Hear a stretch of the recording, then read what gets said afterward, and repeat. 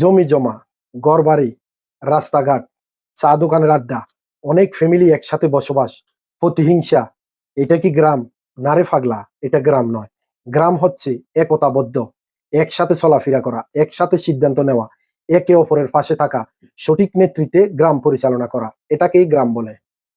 যেই ব্যক্তি মানুষকে সম্মান দেয় না এবং দিতে জানে না, অহংকারে ভরপুর, স্বার্থলোভী, সেই মানুষ কখনো গ্রামের নেতৃত্বের যোগ্য হতে পারে না রে পাগলা।